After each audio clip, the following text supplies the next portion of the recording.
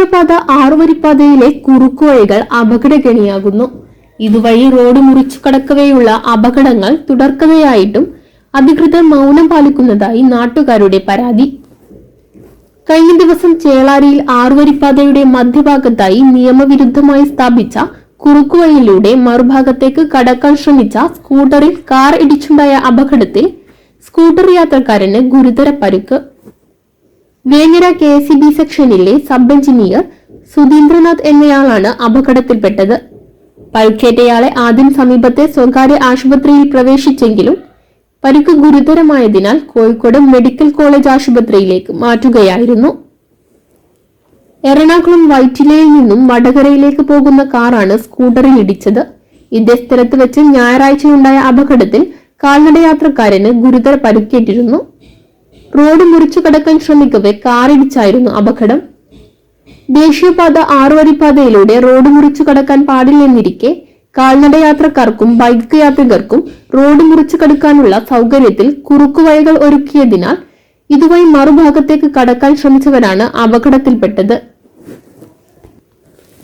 മേലെ ചേളാരിയിൽ നിന്നും പാണമ്പ്ര ഭാഗത്തേക്കുള്ള റോഡിൽ സർവീസ് റോഡിൽ നിന്നും 6 വരിപ്പാതയിലേക്ക് പ്രവേശിക്കുന്ന ജംഗ്ഷനോട് ചേർന്നാണ് ഈ 2 അപകടങ്ങളും ഉണ്ടായത്. വാഹനങ്ങൾ ചീറിപ്പായുന്ന 6 വരിപ്പാതയിലെ നിയമം അറിയാതെ റോഡിൽ തടസ്സമായി സ്ഥാപിച്ച ബാരിക്കേഡുകളും കൈവരികളും ചാടിക്കടന്ന് പലരും അപകടാവസ്ഥയിൽ മറുഭാഗത്തെത്താൻ ശ്രമിക്കാറുണ്ട്.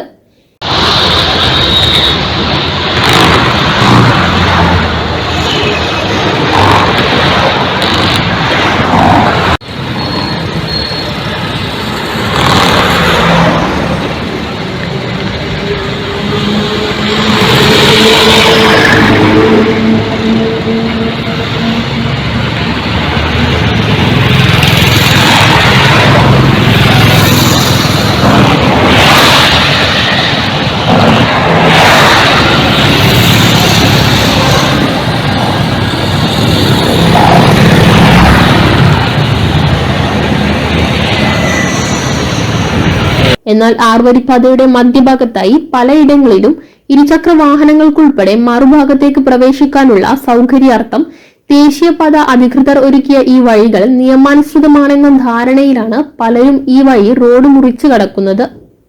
ജില്ലാ അതിർത്തിയായ ഇടിമുഴിക്കൽ മുതൽ തലപ്പാറ വരെയുള്ള ഭാഗം 6 വരിപ്പാത പൂർണ്ണമായും തുറന്നതോടെ വാഹനങ്ങൾ ഏറെയും 6 വരിപ്പാതയിലൂടെയാണ് കുതിച്ചു പായുന്നത്.